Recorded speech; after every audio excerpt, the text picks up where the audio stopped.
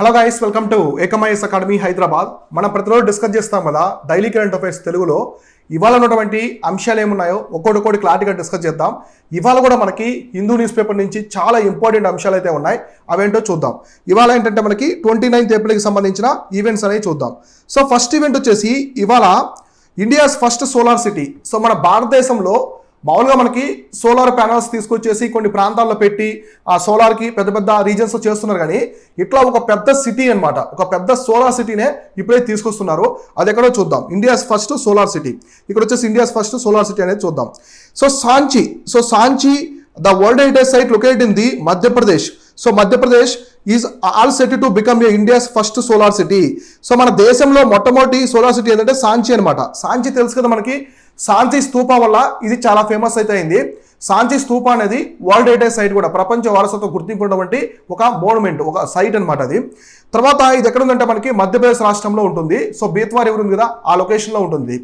తర్వాత it is located in the Ryzen district of the Madhya Pradesh. So ఇది ఎక్కడంటే Ryzen district, మధ్యప్రదేశ్లోని రైజన్ డిస్ట్రిక్ట్లో ఉంటుంది, జిల్లాలో ఉంటుంది. సాంచి అనే ప్రాంతం అనేది మన భారతదేశంలో మొట్టమొదటి solar city. So it lies up the upland. So upland plateau region ఉంది just west of the Betwa river. Very very important ఇది. ఇంతకుముందు యూపీఎస్సీ ప్రిలిమ్స్లో కూడా రిపీట్ అయింది.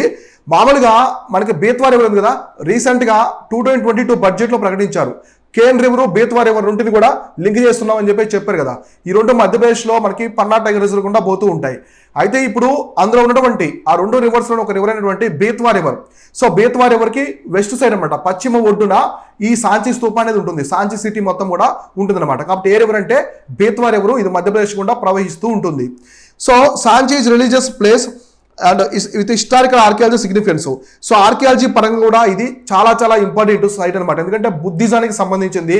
అశోకుడు నిర్మించినటువంటి సాంచి స్తూప కూడా ఇక్కడే ఉంటుంది అనమాట. ఇక్కడ ఈ మనకి సాంచిలో ఉంటుంది మధ్యప్రదేశ్లో. ఇక్కడ చూడండి ఇమేజ్ చూస్తున్నారు కదా, ఎంత కూడా సిటీ అనమాట, ఒక పెద్ద సోలార్ సిటీని అయితే ఇక్కడ నిర్మిస్తూ ఉన్నారు మధ్యప్రదేశ్లో.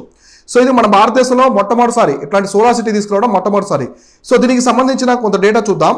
So it is India's best preserved group of Buddhist monuments collectively designated అది UNESCO world heritage site since 1989. సో మామూలుగా ఇది 1989లో సాంచి స్తూపకి అయితే యునెస్కో వరల్డ్ హెరిటేజ్ సైట్ అనేది ఇచ్చారు. సో అప్పటి నుంచి ఈ ప్రాంతం అనేది చాలా పేరు ప్రఖ్యాతులు అనేది పొందిందనమాట. ఇప్పుడే కాదు, ఆ యునెస్కో వరల్డ్ హెరిటేజ్ సైట్కి ముందు కూడా చాలా చాలా ఫేమస్ అయింది సాంచి స్తూప, ఎందుకంటే అది అశోక టైం నుంచి కూడా ఫేమస్ కాబట్టి. తర్వాత the site of Sanchi comprise group of the Buddhist monuments. So monolithic pillars, palaces, temples, monasteries in all different states of conservation, most of the which date back to the 2nd and 1st century BC. So మనకి క్రీస్తు పూర్వం 1వ శతాబ్దం 2వ శతాబ్దానికి సంబంధించిన అనమాట. ఇవన్నీ కూడా ఈ ప్రాంతాలన్నీ కూడా ఇప్పుడు సంబంధించినవి. ఇక్కడ మనకి ఎక్కువ కనిపించేవి బుద్ధిస్ట్ మోన్యుమెంట్, బౌద్ధ మతానికి సంబంధించినటువంటి. సో బౌద్ధ మతానికి సంబంధించినటువంటి ప్యాలెసెస్ కావచ్చు, పిల్లర్స్ కావచ్చు, ఇవన్నీ కూడా మనకి ఇక్కడ కనిపిస్తూ ఉంటాయి అనమాట. తర్వాత so it is the oldest Buddhist sanctuary in the existence and was a major Buddhist center in India until the 12th century AD. మనకి ఇక్కడ చూడండి, ఇక్కడ ఏం చెప్పారు వాళ్ళు, బీసీ అంటే బిఫోర్ క్రీస్తు ఫస్ట్ సెంచరీ, ఆ టైంలో ఇక్కడ ఫేమస్ అయింది మన బుద్ధిజం అనేది స్టార్ట్ అయింది. అయితే మనకి 12th century వరకు కూడా 12వ శతాబ్దం, క్రీస్తు పూర్వం 12వ శతాబ్దం వరకు కూడా ఇదే ఓల్డెస్ట్ బుద్ధిస్ట్ మానెస్ట్రీ. అంటే బుద్ధిజానికి సంబంధించినటువంటి ప్యాలెసెస్ కావచ్చు, పిల్లర్స్ కావచ్చు, మోనోలిథిక్ సైట్స్ కావచ్చు, ఇవన్నీ కూడా 12th century వరకు కూడా ఇదే ఓల్డెస్ట్ అనమాట. మనకి తర్వాత 12th century నుంచి రిమైనింగ్ అన్ని కూడా వచ్చాయి. సో ఇట్లా అందువల్ల సాంచి అనేది అంత పేరు ప్రఖ్యాతులు పొందినటువంటి ప్రదేశం. So the most prominent stupa found here Sanchi stupa, also known as the great stupa. So Sanchi స్తూపాన్ని గ్రేట్ స్తూప అంటారు. దీనికి వచ్చేసి అశోకుడు ఉన్నాడు కదా, అశోక వచ్చేసి మౌర్యన్ డైనస్టీ. సో మౌర్యన్ అనమాట, చంద్రగుప్త మౌర్య యొక్క మనవుడు, బిందుసార కొడుకు అనమాట. సో అశోకుడు చాలా చాలా ఫేమస్ రూలర్, అశోక చక్రవర్తి చాలా ఫేమస్ ఎంపరర్. ఈయన మన ఇండియాలో, మన ప్రాచీన భారత చరిత్రలో చాలా ప్రాముఖ్యత పొందినటువంటి ఒక చక్రవర్తి. సో అశోకుడు కళింగ వారి మీద యుద్ధం చేసిన తర్వాత కూడా ఆయన బుద్ధిజంలో ఉంటాడు. ఆల్రెడీ ఆయన ముందే బుద్ధిజంలో ఉంటాడు, కళింగ వారి కంటే ముందే. కాకపోతే కళింగ వారి తర్వాత కంప్లీట్గా నాన్ వైలెన్స్లోకి వచ్చేస్తాడు. హింస అనే దాన్ని కంప్లీట్గా దాన్ని హింసలోకి వెళ్ళకూడదనే ఉద్దేశంతో వచ్చి బుద్ధిజాన్ని ఇంకా రెజ్యునేట్ చేస్తాడనమాట. అన్ని దేశాలకి మిషనరీస్ పంపించడం బుద్ధిజానికి సంబంధించి ఇట్లా బుద్ధిజంలో చైతన్యం అనేది తీసుకొస్తాడు. కాబట్టి ఇక్కడ ఈ సాంచి స్తూపాన్ని గ్రేట్ స్తూపాన్ని కూడా పిలుస్తూ ఉంటారు. ఇది కూడా క్లారిటీగా గుర్తుపెట్టుకోండి. సో నెక్స్ట్ ఈవెంట్ చూద్దాం. సో నెక్స్ట్ ఈవెంట్ వచ్చేసి లెస్సర్ ఫ్లెమింగో. సో మామూలుగా మనకి ఫ్లెమింగో ఫెస్టివల్ చేస్తూ ఉంటారు.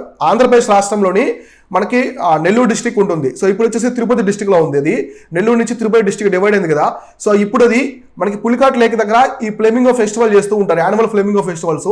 ఈ పులికాట్ లేక్ దగ్గర ఫ్లెమింగోస్ అనేవి చాలా అట్రాక్టివ్గా ఉంటాయి, చాలా అందంగా ఉంటాయి. బాల్ లవర్స్ అందరూ కూడా వెళ్తూ ఉంటారు, చాలా మంది సెలబ్రిటీస్ కూడా అక్కడ వెళ్తూ ఉంటారు. సో దానికి సంబంధించి వార్తల్లో ఉంది, ఏంటో చూద్దాం.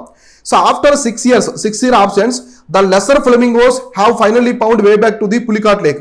సో మామూలుగా ఇంతకుముందు ఫ్లెమింగోస్ ఫ్రీక్వెంట్గా వచ్చాయి అనమాట, పులికాట్ లేక్ ఫ్రీక్వెంట్గా వచ్చాయి. కాకపోతే మనకి లాస్ట్ 6 years ఫ్లెమింగోస్ సరిగ్గా కనిపించట్లేదు, రావట్లేదు అనమాట, పులికాట్ లేక్ దగ్గరికి రావట్లేదు. అది మ్యాన్ మేడ్, అది వచ్చేసి మ్యాన్ ఇంటర్ఫీరెన్స్ అయిందా, పొల్యూషన్ లెవెల్స్ పెరిగాయా, దానికి కంఫర్టబుల్గా లేదా అక్కడ క్లైమేట్ అని వెదర్ అని చెప్పేసి అనుకుంటూ ఉన్నారు ఎవరు విశ్లేషకులు. అయితే ఈ ఫ్లెమింగోస్ రావట్లేదు అనమాట, 6 years నుంచి రావట్లేదు, మళ్ళీ రీసెంట్గా వచ్చాయి, రీసెంట్గా పులికాట్ లేక్ దగ్గర అయితే వచ్చాయి. అందువల్ల ఇది వార్తల్లో ఉంది. పులికాట్ లేక్ చాలా చాలా ఇంపార్టెంట్, నేను మీకు ఎక్స్ప్లెయిన్ చేస్తాను, చాలా యూపీఎస్సీ పరంగా అడుగుతూ ఉంటారు, అవేంటో చెప్తాను. So lesser flamingo is the smallest of all flamingos but the largest population. మామూలుగా మనకి ఫ్లెమింగో బర్డ్స్ ఉంటాయి కదా, ఫ్లెమింగో బర్డ్స్ చాలా పెద్దగా ఉంటాయి, చాలా చాలా పెద్దగా ఉంటాయి సైజులో. అయితే ఈ ఫ్లెమింగోలో ఉన్నటువంటి అన్ని జాతుల్లో కల్లా ఈ లెస్సర్ ఫ్లెమింగో అనేది చాలా తక్కువ అనమాట, చిన్నదనమాట. కాకపోతే పాపులేషన్ పరంగా ఎక్కువ ఉంది, దీని జనాభా పరంగా ఎక్కువ ఉంది, కాకపోతే సైజుల ప్రకారం చిన్నదనమాట. అందుకే దీన్ని లెస్సర్ ఫ్లెమింగో అంటారు. లెస్సర్ అంటే చిన్నదని కదా, సో లెస్సర్ అని చెప్పేసి పిలుస్తూ ఉంటారు. It possesses the hallux or hind toe that some other flamingos does not have. So దీనికి చూడండి, దీనికి వచ్చేసి హిండు టాయ్ ఉంటుంది అనమాట, హిండు టాయ్ అని చెప్పేసి ఉంటుంది. సో ఈ ఫ్లెమింగోస్ కి ఉంటుంది, రిమైనింగ్ వేటికి కూడా అది ఉంటుంది అనమాట. సో మనకి మామూలుగా దాని ముక్కు చూడండి, ముక్కు కానీ నెక్స్ట్ దానికి పాదాల దగ్గర ఉన్నటువంటి కొన్ని యూనిక్ థింగ్స్ ఉంటాయి, అవి రిమైనింగ్ ఫ్లెమింగోస్ లో ఎక్కడ కనిపించవు అనమాట, ఈ ఫ్లెమింగోలో ఉంటాయి. అందులో ప్రపంచంలో కల్లా కూడా ఎక్కువ ఫ్లెమింగో జాతి ఉండేదంటే కూడా లెస్సర్ ఫ్లెమింగోసే పాపులేషన్ పరంగా ఎక్కువ ఉన్నాయి. తర్వాత males are little taller than the females. So males అనేవి ప్రాబబ్లీ టాలర్గా ఉంటాయి, ఫిమేల్స్ కంటే టాలర్గా ఉంటాయి. So it inhabits the coastal and inland wetlands. ఇది ఎక్కువగా మనకి తీర ప్రాంతాల్లో ఉంటాయి, సముద్ర తీర ప్రాంతాల్లో ఉంటాయి. తర్వాత కొన్ని వెట్లాండ్స్లో కూడా ఈ ఫ్లెమింగోస్ మనకి ఎక్కువ కనిపిస్తూ ఉంటాయి. అంటే ఇక్కడ ఈ పులికాట్ లేక్ అనేది కూడా లగూన్ లేక్ మనకి, అదేంటో ఇప్పుడు మనం డిస్కస్ చేద్దాం. సో ఇప్పుడు చూడండి, ఈ పాయింట్స్ ఇక్కడ చెప్పిన పాయింట్స్ అన్ని చాలా ఇంపార్టెంట్. ఈ ఫ్లెమింగో లెస్సర్ ఫ్లెమింగో అనేది సో మనకి Africa, Asian continents, that especially in the sub Saharan Africa, south east Asia, north Africa, వీటంటిలో కూడా ఈ ఫ్లెమింగోస్ కనిపిస్తూ ఉంటాయి. They mostly eat the blue green algae but occasionally will take the crustaceans and small insects. అంటే ఇవి algae ఉంటాయి కదా, blue green algae ఉంటుంది కదా, అంటే మనకి సరస్సులో కావచ్చు, పాండ్స్, చెరువుల్లో, కోస్టల్ వెట్లాండ్స్ లో మనకి ఆల్గే కనిపిస్తూ ఉంటుంది, బ్లూ కలర్, గ్రీన్ కలర్ ఉండే ఆల్గే, వాటిని తింటూ ఉంటాయి, లేదా కొన్ని కీటకాలని వాటిని కూడా తింటూ ఉంటాయి అనమాట. So it is serially monogamous. So meaning they form pairs that remain together while they are raising the young. So అవి పెరిగే కొద్ది వచ్చేసి పెయిర్గా ఉంటాయి అనమాట, అంటే కపుల్స్ లాగా ఉంటాయి అనమాట, అవి పెయిర్గా ఉంటాయి ఎప్పుడు కూడా ఈ ఫ్లెమింగోస్. సో కన్జర్వేషన్ స్టేటస్ చాలా ఇంపార్టెంట్. కన్జర్వేషన్ స్టేటస్ ఏ విధంగా ఉందంటే ఐయుసిఎన్ లిస్ట్ లో near threatened. So near threatened status లో అయితే ఇది ఉందన్నమాట, ఇది కన్జర్వేషన్ స్టేటస్ అనేది నియర్ థ్రెటెండ్ లో ఉంది. తర్వాత Pulicat lake is the second largest brackish water lake in the world. So మన దేశంలోనే సెకండ్ లార్జెస్ట్ బ్రాకిష్ వాటర్ వచ్చేసేదంటే ఇదే అనమాట. సో మనకి ఫస్ట్ బ్రాకిష్ వాటర్ వచ్చేసి చిలకా లేక్. సో చిలకా లేక్ ఇది వచ్చేసి మనకి ఒడిశా రాష్ట్రంలో ఉంటుంది. మన ఏషియాలోనే లార్జెస్ట్ లగూన్ లేక్ కూడా ఇదే, లగూను. సో లగూన్ లేక్ కూడా మనకి లార్జెస్ట్ లగూన్ లేక్. మన మొత్తం ఆసియా ఖండంలోనే అతిపెద్ద లగూన్ లేక్ ఏదంటే ఇదనమాట, చిలకా లేకు. మన ఇండియాలో సెకండ్ లార్జెస్ట్ లగూన్ లేకు ఏదంటే పులికాట్. అంటే మన దేశంలో అతిపెద్ద లగూన్ లేకు చిలకా లేక్ ఫస్ట్, తర్వాత పులికాట్ లేకు. సో మామూలుగా లగూన్ లేక్ అంటే మనకి సముద్రం ఉంటుంది, సముద్రం నుంచి ఒక నారో స్ట్రెచ్ ఆఫ్ శాండ్ అనేది ఒక లేక్ని డివైడ్ చేస్తూ ఉంటుంది అనమాట, దాన్ని లగూన్ లేక్ అంటారు. మనకి లగూన్ లేక్స్ చాలా ఉన్నాయి ఇండియాలో, అయితే చిలకా చాలా ఫేమస్, పెద్దది, మన ఏషియాలోనే అతి పెద్దది. సో మన ఇండియాలో సెకండ్ వచ్చేసి పులికాట్ లేక్ అనమాట. సో ఎగ్జాక్ట్లీ పులికాట్ లేక్ ఏం చేస్తుందంటే మనకి శ్రీహరికోట ఐలాండ్ తెలుసు కదా, రాకెట్ లాంచింగ్ సెంటర్ ఉంటుంది, షార్ ఉంటుంది, Satish Dhawan space launching centre ఉంది కదా, రాకెట్ లాంచింగ్ ప్యాడ్, శ్రీహరికోట అనేది ఒక ఐలాండ్ అనమాట. ఎగ్జాక్ట్లీ ఐలాండ్ పులికాట్ లేక్ కి బే ఆఫ్ బెంగాల్ కి మధ్యలో ఉంటుంది. అంటే ఇది పులికాట్ లేక్ లో ఐలాండ్, పులికాట్ సరస్సులో ఉన్న ఒక చిన్న ఐలాండ్. కాకపోతే ఇది సముద్రాన్ని, బంగాళాఖాతం సముద్రాన్ని పులికాట్ లేక్ మధ్య డివైడ్ చేస్తూ ఉంటుంది అనమాట శ్రీహరికోట, ఇది ఒకటి. తర్వాత ఇక్కడ చూడండి, so it is the state of the Andhra Pradesh, Tamil Nadu. So majorly in the Andhra Pradesh. మామూలుగా ఈ పులికాట్ లేక్ అనేది 2 స్టేట్లలో ఉంటుంది, బోర్డర్ షేర్ చేసుకుంటూ ఉంటుంది. ఒకటి తమిళనాడుతో బోర్డర్ షేర్ చేసుకుంటూ ఉంటుంది, ఇంకోటి వచ్చేసి ఆంధ్రప్రదేశ్. అయితే 80% ఆఫ్ ది లేక్ వచ్చేసి 80% ఆఫ్ ది లేక్ ఆంధ్రప్రదేశ్లో ఉంటుంది, ఓన్లీ 20% ఆఫ్ ది లేక్ మాత్రమే తమిళనాడులో ఉంటుంది. సో ఈ 2 స్టేట్స్కి మధ్య ఇది డిస్ప్యూట్గా కూడా ఉందన్నమాట. అంటే ఫిషింగ్ ఉంది కదా, ఫిషింగ్ రైట్స్లో ఫిషింగ్ రైట్స్లో ఈ స్టేట్కి ఏది పులికాట్ లేక్ అనేది తమిళనాడుకి ఆంధ్రప్రదేశ్కి మధ్య ఒక డిస్ప్యూట్గా కూడా ఉంది. ఇది గుర్తుపెట్టుకోండి. పులికాట్ లేక్ చాలా చాలా ఇంపార్టెంట్, చాలాసార్లు కూడా అడిగారు. సో నెక్స్ట్ ఈవెంట్ చూద్దాం. సో నెక్స్ట్ ఈవెంట్ వచ్చేసి European free trade association. So European free trade association EFTA అని చెప్పేసి వార్తలు అయితే ఉంది. ఇదేంటో చూద్దాం. So India and four nation bloc EFTA recently discussed ways to resume negotiations for a free trade agreement with a view to strengthening the economic ties between two regions. మామూలుగా European free trade association లో కొన్ని members 4 countries India కలిసి ఒక agreement అయితే చేసుకున్నాయి అనమాట. ఏ agreement చేసుకున్నాయంటే FTA చేసుకున్నాయి, అంటే ఫ్రీ ట్రేడ్ అగ్రిమెంట్ అయితే చేసుకున్నాయి అనమాట. ఎందుకంటే ఎకనామిక్ టైస్ కావచ్చు, ఎకనమీ పరంగా ఆర్థిక వ్యవస్థ పరంగా రిలేషన్స్, తర్వాత ట్రేడ్ అండ్ కామర్స్ పరంగా కూడా వాణిజ్యం, ప్రపంచ వాణిజ్యం పరంగా మన 2 దేశాలు స్ట్రాంగ్ గా ఉండాలి, మన మధ్య సత్సంబంధాలు ఉండాలి అనే ఉద్దేశంతో ఈ 4 దేశాలు ఇండియా అయితే అగ్రిమెంట్ అయితే చేసుకున్నాయి అనమాట. సో ఇందువల్ల ఇది వార్తల్లో ఉంది. అసలు EFTA అంటే ఏంటో చూద్దాం. So European free trade association is a intergovernmental organization establish in the 1960 by the Stockholm convention. So దీని స్టాక్హోమ్ తెలుసు కదా, స్టాక్హోమ్ కన్వెన్షన్ ద్వారా ఈ యూరోపియన్ ఫ్రీ ట్రేడ్ అసోసియేషన్ అయితే తీసుకొచ్చారు. ఏ సంవత్సరం అంటే 1960, 1960 సంవత్సరంలో ఈ EFTAని తీసుకొచ్చారు. స్టాక్హోమ్ కన్వెన్షన్ ద్వారా తీసుకొచ్చారు అనమాట. సో ఓకే, దీనికి సంబంధించిన ఇన్ఫర్మేషన్ చూద్దాం. The objective is to promote free trade economic integration between the members within the Europe and globally. So దీనికి ఆబ్జెక్టివ్ ఏంటంటే యూరోప్లోనే కాకుండా గ్లోబల్ వైజ్ కూడా, ప్రపంచ స్థాయిలో కూడా ఈ ఇంటిగ్రేషన్ అనమాట, ఎకనామిక్ ఇంటిగ్రేషన్ అనేది, ఆర్థిక ఐక్యత అనేది ఉండాలని చెప్పేసి వీళ్ళైతే భావిస్తున్నారు దీని ద్వారా. So EFTA currently has 4 members countries. ఇవి వచ్చేసి ఏమంటే ఇక్కడ చూడండి, ఐస్లాండ్, లిచెన్స్టైన్, నార్వే, స్విట్జర్లాండ్, ఈ 4 కంట్రీస్ అనమాట. ప్రజెంట్ ఓన్లీ 4 కంట్రీసే ఉన్నాయి. ఈ 4 కంట్రీస్ ప్లస్ ఇండియా అనేది ఇక్కడ అగ్రిమెంట్ చేసుకున్నది. ఈ 4 కంట్రీస్ వచ్చేసి EFTA ఉన్నవి. సో ఇండియాతో అగ్రిమెంట్ చేసుకున్నాయి అనమాట. సో కాబట్టి EFTA ఉన్న 4 కంట్రీస్ ఏంటంటే ఐస్లాండ్, లిచెన్స్టైన్, నెక్స్ట్ వచ్చేసి నార్వే, స్విట్జర్లాండ్, ఈ 4 కంట్రీస్ మాత్రం ప్రెజెంట్ అయితే ఉన్నాయి. So EFTA countries have developed one of the largest network of the free trade agreements. So మనకి ప్రపంచంలో ఉన్నటువంటి one of the largest free trade agreement ని ఈ కంట్రీస్ అయితే స్థాపించాయి అనమాట. One of the largest free trade agreement, అంతే కదా. యూరోప్లో చూడండి, నార్వే ఎక్కడ ఉంటుంది, ఐస్లాండ్ కానీ స్విట్జర్లాండ్ దూర ప్రాంతాల్లో ఉండి ఇవన్నీ కూడా ఒక పెద్ద ఫ్రీ ట్రేడ్ అగ్రిమెంట్ సంస్థను అయితే తీసుకొచ్చాయి అనమాట. అంటే ఒక ప్రాసెస్ లాగా ఇవి తీసుకొచ్చాయి ఆర్థిక వ్యవస్థని స్ట్రాంగ్ చేయడానికి. తర్వాత these FTA span over the 16 countries and territories including European union. So ఈ FTA అనమాట, ఇప్పుడు వీళ్ళు తీసుకొచ్చిన FTA అంటే ఫ్రీ ట్రేడ్ అగ్రిమెంట్ అనేది మొత్తం ప్రపంచంలో 60 దేశాలకి ఉందన్నమాట వీళ్ళకి. అలానే 60 దేశాలకు ఉంది, తర్వాత యూరోపియన్ యూనియన్ లో కూడా ఉందన్నమాట. So it contrast to the EFTA is not a custom union. So మామూలుగా మనకి యూరోపియన్ యూనియన్ కదా, యూరోపియన్ యూనియన్ అది ఒక కస్టమ్ యూనియన్, అంటే యూరోప్ దేశాలన్నీ కూడా అందులో ఉంటాయన్నమాట. సో యూరోప్ దేశాలన్నీ, యూరోపియన్ యూనియన్ దేశాలన్నీ కూడా యూరో కరెన్సీని ఫాలో అవ్వాలని చెప్పేసి లేదు. గుర్తుపెట్టుకోండి, ఇంతమంది UPSCలో చాలాసార్లు అడిగారు ఇది. సో యూరోపియన్ యూనియన్ ఉన్న కంట్రీస్ అన్ని కూడా ఫాలో అవ్వలేదు. ఓన్లీ 19 కంట్రీస్ మాత్రమే యూరోను ఫాలో అవుతాయి. రీసెంట్ క్రొయేషియా కూడా షిఫ్ట్ అయింది.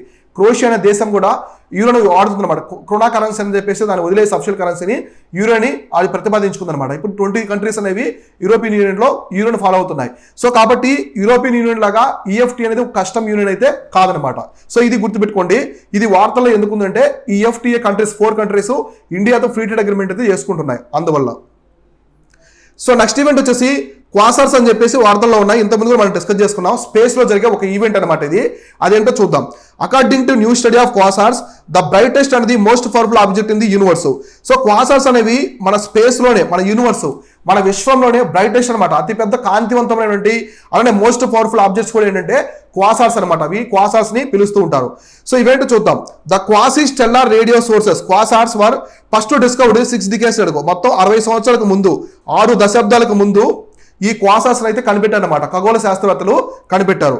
They are very luminous objects in far away galaxies that emit jets at the radio frequencies. ఇవి మనకి లూమినియస్ ఆబ్జెక్ట్స్ అనమాట. మన స్పేస్ లోనే అత్యంత ప్రకాశవంతంగా కనిపించే ఏంటంటే క్వాసార్స్ మనకి చాలా బ్రైట్నెస్ కనిపిస్తూ ఉంటాయి. ఇమేజ్ లో చూడండి, ఇక్కడ మనకి కనిపిస్తున్నాయి కదా ఇవి. So they are located in the super massive black holes which sit in the centre of the galaxy. Exactly quasars మనకి సూపర్ మ్యాసివ్ అతి పెద్ద బ్లాక్ హోల్స్ ఇవి ఉంటాయి. మనకి గెలాక్సీ ఉంది కదా, గెలాక్సీకి మిడిల్లో ఉంటాయి. ఎగ్జాక్ట్లీ గెలాక్సీకి మిడిల్లో ఉంటాయి అనమాట.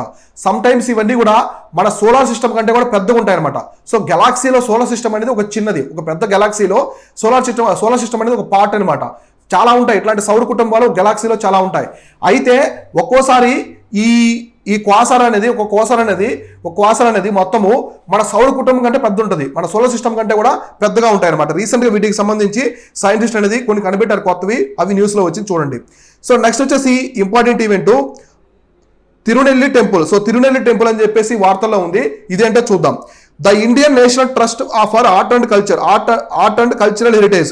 సో ఇంటెక్ అని చెప్పేసి పిలుస్తూ ఉంటారు. ఈ ఆర్గనైజేషన్ పేరు వచ్చేసి Indian National Trust for Art and Cultural Heritage has urged the government to conserve the Thirunelli temple. So రీసెంట్గా ఏం చెప్పిందంటే, మీరు ఖచ్చితంగా గవర్నమెంట్ ఏం చెప్పిందంటే ఆ టెంపుల్ కాపాడండి, దాన్ని సంరక్షించండి, అది పడిపోయే స్థాయిలో ఉంది, కట్టడం పడిపోయే స్థాయిలో ఉంది, దాన్ని రెజ్యూమేట్ చేయండి అని చెప్పేసి వాళ్ళకి డైరెక్షన్ అయితే ఇచ్చిందనమాట. సో ఇది ఎక్కడ ఉందో చూద్దాం. So Thirunelli Mahavishnu temple is iconic temple in the Wayanad, Kerala, near the Brahmagiri hills. So కేరళలోని బ్రహ్మగిరి హిల్స్ లో వేనాడు డిస్ట్రిక్ట్ లో ఉంటుంది. సో వేనాడు డిస్ట్రిక్ట్ తెలుసు కదా మీకు అందరికి కూడా. సో వేనాడు ఎంపీ వచ్చేసి మనకి రాహుల్ గాంధీ గారు వేనాడు ఎంపీగా ఉన్నారు.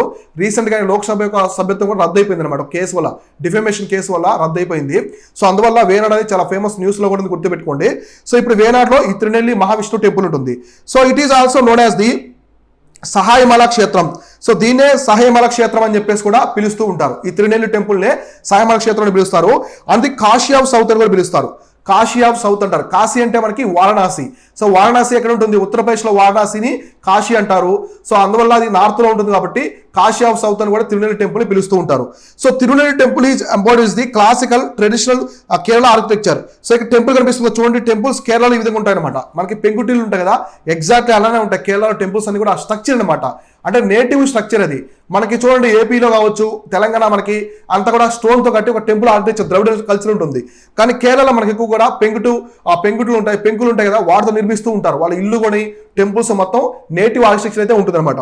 సో ఈ టెంపుల్ ఎవరికి సంబంధించిన విష్ణుకి డెడికేట్ చేస్తారు, లార్డ్ విష్ణుకి సంబంధించిన టెంపుల్ అనమాట ఇది. గుర్తుపెట్టుకోండి, కేరళలోని వేనాడులో అయితే ఉంటుంది. సో నెక్స్ట్ ఈవెంట్ వచ్చేసి Sukhna wild sanctuary. Sukhna wild sanctuary అని చెప్పేసి వార్తల్లో ఉంది. సో ఇది ఎందుకు వార్తల్లో ఉందో ఇప్పుడు మనం క్లారిటీగా డిస్కస్ చేసుకుందాం. So the recent judgment of the Supreme Court. Recent గా సుప్రీం కోర్ట్ అయితే ఒక జడ్జిమెంట్ ఇచ్చింది అనమాట. సో ఏమని ఇచ్చిందంటే, modifying the June 2022 order related to the eco sensitive zone will help Haryana, Punjab forest departments which are firm to declare only 100 meters ESZ of the Sukhna wild sanctuary. So మామూలుగా వీళ్ళు ఏం చెప్పారంటే, సుప్రీంకోర్టు ఏం చెప్పిందంటే, పంజాబ్కి హర్యానా గవర్నమెంట్స్కి మీరు ఈ సుఖ్నా వైల్డ్ శాంచురీలో ఎంక్రోచ్మెంట్ జరుగుతాయి, కబ్జాలు ఎట్లాంటి జరుగుతుంటాయి కదా, కాబట్టి ఈ ప్రాంతం అంతా కూడా ఎక్కువ సెన్సిటివ్ జోన్ కాబట్టి దానికి 100 meters పరిధిలో ఎటువంటి థింగ్స్ ఏం కూడా చేయొద్దని చెప్పేసి చెప్తున్నారు అనమాట. So firm to declare only 100 meters of ESZ of the Sukhna wild sanctuary. So ఇక్కడ వచ్చేసి అంటే ఏదైనా కూడా ఇట్లాంటి ఇష్యూస్ ఎందుకు వస్తాయంటే, మేజర్గా వాళ్ళు ఏదైనా ఎక్కువ సెన్సిటివ్ జోన్ ఉంది, ఇప్పుడు ఒక నేషనల్ పార్క్, ఒక టైగర్ రిజర్వ్ కానీ ఎక్కువ సెన్సిటివ్ ఇట్లాంటివి ఉన్నప్పుడు ఏదైనా కంపెనీస్ వచ్చినప్పుడు ఆ ప్రాంతాన్ని ఆక్రమిస్తూ ఉంటారు. సో అందువల్ల దానికి దగ్గరగా ఇటువంటి పెట్టొద్దు, ఫ్యాక్టరీస్ ఇట్లాంటివి పెట్టడం వల్ల పొల్యూషన్ అయ్యి ఆ ప్రాంతాలు దెబ్బతింటాయి అనమాట. అట్లనే ఇప్పుడు సుప్రీంకోర్టు కూడా ఆ గవర్నమెంట్స్కి అయితే చెప్పింది. సో ఇది ఎక్కడ ఉందంటే, it is located in the Chandigarh union territory. So ఇది మనకి యూటీలో ఉంటుంది. సో యూనియన్ టెరిటరీ అంటే కేంద్రపాలిత ప్రాంతం. ఈ సుఖ్నా వైల్డ్ శాంచురీ అనేది ఎగ్జాక్ట్లీ మనకి చండీగఢ్లో ఉంటుంది. చండీగఢ్ అంటే యూటీ కాబట్టి రెండు రాష్ట్రాలకు సంబంధించింది. అంటే హర్యానాకి పంజాబ్కి సేమ్ క్యాపిటల్, ఒకే క్యాపిటల్ యూటీ, చండీగఢ్ అనమాట. చండీగఢ్ అనేది పంజాబ్కి రాజధాని అదే, హర్యానాకి కూడా రాజధాని అదే కాబట్టి రెండు రాష్ట్రాలు అయితే వాటి మీద బాధ్యత అనేది కలిగి ఉన్నాయి అనమాట. So it forms the part of Sukhna lake catchment or following the Shivalik hills. So ఇక్కడ చూడండి ఎగ్జాక్ట్గా మనకి ఈ సుఖ్నా వైల్డ్ శాంచురీ అనేది శివాలిక్ హిల్స్ ఉన్నాయి కదా, హిమాలయస్ ఉన్నాయి మనకి. హిమాలయస్లో పైన హైయర్ హిమాలయస్ ఉంటాయి, హిమాద్రి అంటారు. మిడిల్ హిమాలయస్ని హిమాచల్ అంటారు. ఫుట్ హిల్స్ అనమాట, హిమాలయస్కి కింద ఉన్నటువంటి పాదాలు లాంటివి. ఆ ఫుట్ హిల్స్ని ఏమంటారంటే శివాలిక్స్ అని చెప్పి పిలుస్తారు కదా. ఈ శివాలిక్ ప్రాంతంలో ఉంటుంది అనమాట. ఎగ్జాక్ట్లీ ఇది కూడా పార్ట్ ఆఫ్ ది శివాలిక్స్. అయితే ఇక్కడ ఒక సుఖ్నా లేక్ అని ఉంటుంది. సో ఒక లేక్ ఉంటుంది ఇక్కడ, సుఖ్నా అంటారు దాన్ని. ఈ సుఖ్నా లేకు ఇక్కడే ఫామ్ అవుతుంది అనమాట. ఈ సుఖ్నా వైల్డ్ శాంచురీలో ఉంటుంది. ఈ సుఖ్నా లేక్ కూడా ఈ ప్రాంతంలో ఉంటుంది. సో ఇక్కడ మనకి ఫేమస్ వచ్చేసి బాగా సాంబార్ డీర్. ఇక్కడ కనిపిస్తుంది ఇమేజ్ లో, ఇది వచ్చేసి ఏంటంటే సాంబార్ డీర్. సో ఇది మనకి సాంబార్ డీర్ అంటారు. జింక జాతుల్లో చాలా పెద్ద అనమాట, చాలా హెవీగా ఉంటుంది. సో ఇది సాంబార్ డీర్ అంటారు. ఇక్కడ చాలా చాలా ఫేమస్ సుఖ్నా వైల్డ్ శాంచురీలో. వీటికి పాపులేషన్ కూడా చాలా ఎక్కువగా ఉంది. చాలా ఫేమస్ ఎనిమల్ కూడా ఇక్కడ ఇదే అనమాట. సో ఇవి గుర్తుపెట్టుకోండి. సో నెక్స్ట్ వచ్చేసి హెమిస్ మానస్ట్రీ అని చెప్పేసి వార్తల్లో ఉంది, ఇదేంటో చూద్దాం. Recently delegates of G20 visited the Hemis monastery in the Leh. So and also witness the famed Cham dance. Recent గా మన ఇండియాలో G20 2023కి ఇండియా ప్రెసిడెన్షిప్ చేస్తుంది కదా, చైర్మన్షిప్ చేస్తుంది. అయితే ఇప్పుడు ఇక్కడ వచ్చినటువంటి ఇండియాకి వచ్చిన డెలిగేట్స్ అందరూ కూడా ఇక్కడికి వెళ్ళారనమాట, హెమిస్ మానస్ట్రీకి వెళ్ళారు. ఇది ఒక బుద్ధిస్ట్ మానస్ట్రీ. ఇది ఎక్కడ ఉందంటే లేహ్లో ఉంది. సో లద్దాఖ్ ఉంది కదా యూటీ, సో లద్దాఖ్లోని లేహ్ జిల్లాలో అయితే ఈ మానిస్ట్రీ అయితే ఉందన్నమాట. అక్కడికి వెళ్ళి వాళ్ళు ఆ మానిస్ట్రీలో జరిగే ఈ చామ్ డాన్స్ అనేది కూడా చాలా ఫేమస్. అక్కడ చామ్ డాన్స్, ఫోక్ డాన్స్ అక్కడ చూశారు. So it is a Buddhist monastery located in the Leh city. So లద్దాఖ్లోని లేహ్ సిటీలో ఇది ఒక బుద్ధిస్ట్ మఠం అనమాట, ఆశ్రమం. So it belongs to the Drukpa lineage of the Buddhism. So మనకి బౌద్ధ మతంలో ఒక లీనేజ్ ఉంటుంది, ద్రుక్పా అని చెప్పేసి ఒక లీనేజ్ ఉంటుంది. ఆ లీనేజ్కి ఇది సంబంధించినటువంటి మానిస్ట్రీ అనమాట. So the monastery was first established in the 11th century and later re-established in the 7th century by the Ladakhi king Sengi. So Sengi Namgyal. So Sengge Namgyal అనమాట. వీళ్ళు నామ్గ్యాల్ అనే వాళ్ళు సిక్కిము, భూటాన్లో కూడా ఉంటారు. సో వీళ్ళంతా కూడా ఆ ప్రాంతానికి సంబంధించిన వాళ్ళు. వీళ్ళందరూ ఏంటంటే మామూలుగా ఈ హెమిస్ మానస్ట్రీని మొట్టమొదటిసారి మనకి ఎప్పుడంటే 11th సెంచరీలో 11వ శతాబ్దంలో నిర్మించారు దీన్ని. అయితే 17వ శతాబ్దంలో లద్దాఖ్ కింగ్, లద్దాఖ్ని పరిపాలిస్తున్న రాజునటువంటి సెంగి నామ్గ్యాల్ గారు మళ్ళీ దాన్ని రీస్టోరేషన్ చేశారు. అంటే పడిపోయే స్థాయిలో ఉంటే దాన్ని మొత్తం రీస్టోరేషన్ చేసి మళ్ళీ కొత్తగా దాన్ని తీసుకొచ్చారనమాట. కాబట్టి ఇది వార్తలో ఉంది, గుర్తుపెట్టుకోండి. ఇది ఎక్కడ ఉందంటే మనకి లద్దాఖ్లో ఉంటుంది. హెమిస్ నేషనల్ పార్క్ కూడా ఉంటుంది. లద్దాఖ్లో హెమిస్ నేషనల్ పార్క్ ఉంటుంది. One of the highest national park in the world. మనకి ఎత్తైన ప్రాంతంలో one of the national park ప్రపంచంలోనే ఇదే అనమాట. ఇవి గుర్తుపెట్టుకోండి ఈవెంట్స్ అన్ని కూడా. సో నెక్స్ట్ ఈవెంట్ వచ్చేసి ప్రెట్ ఇనిషియేటివ్ అని చెప్పేసి వార్తలో ఉంది. ఇదేంటో చూద్దాం. Recently world health organization WHO launched the PRET initiative to be better prepared for the future outbreaks of the similar scale and devastation of the COVID-19 pandemic. So COVID-19 pandemic సంబంధించి ప్రెట్ initiative అని చెప్పి దాన్ని తీసుకొచ్చారు. అంటే ఇది ఒక awareness programme. ఇక నుంచి ఫ్యూచర్ లో ఇటువంటి అవుట్ బ్రేక్స్ అనేది రాకుండా మనం జాగ్రత్త పడాలి. ఒకవేళ వచ్చినా కూడా వ్యాక్సినేషన్ ప్రోగ్రామ్ తో దాన్ని అరికట్టాలనేది మెయిన్ థీమ్ అనమాట. ఈ ప్రెట్ ఇనిషియేటివ్ ఎవరు తీసుకొచ్చారంటే మనకి WHO, వరల్డ్ హెల్త్ ఆర్గనైజేషన్, ప్రపంచ ఆరోగ్య సంస్థ అనే వాళ్ళు తీసుకొచ్చారు. దీని యొక్క అబ్రివేషన్ ఏంటంటే preparedness and resilience emerging threats అనమాట. Emerging threats. సో ప్రెట్ అంటే the preparedness and resilience for emerging threats అని దీనికి abbreviation. Initiative is aimed at providing the guidance of integrated planning for the responding any respiratory pathogen such as the influenza or coronavirus. అది influenza కావచ్చు, next corona virus కావచ్చు, ఏదైనా కూడా ఇట్లాంటి మనకి ఫ్యూచర్లో అవుట్ బ్రేక్స్ వస్తే మనం దాన్ని తట్టుకునే విధంగా ఉండాలి. దానికి ట్రీట్మెంట్ కావచ్చు, ప్రతిదీ ఆక్సిజన్ కావచ్చు, అన్ని అవైలబుల్గా ఉండాలని చెప్పేసి ముందుగానే ఇది ఒక ఇనిషియేటివ్ తీసుకొచ్చింది అనమాట అవేర్నెస్ కోసం. సో ఇట్లా ఇవి చూడండి. సో ఇవి వచ్చేసి ఇవాళ డైలీ కరెంట్ అఫైర్స్. ఇలానే ప్రతిరోజు మనం డైలీ కరెంట్ అఫైర్స్ ఏమైనా క్లారిటీగా డిస్కస్ చేసుకుందాం. ఇవన్నీ కూడా మీరు ఫాలో అవుతూ నోట్ చేసుకోండి. యూపీఎస్సీ దగ్గర నుంచి మీకు అన్ని ఎగ్జామ్స్కి హెల్ప్ అవుతాయి. ఎందుకంటే కాన్సెప్ట్స్, ఫ్యాక్ట్స్ రెండు క్లబ్ చేసి ఎక్స్ప్లెయిన్ చేస్తూ ఉన్నాను కాబట్టి. సో వచ్చేసి ఇవాళ క్లాస్. నేను మీ Shivan, signing off. Thank you so much.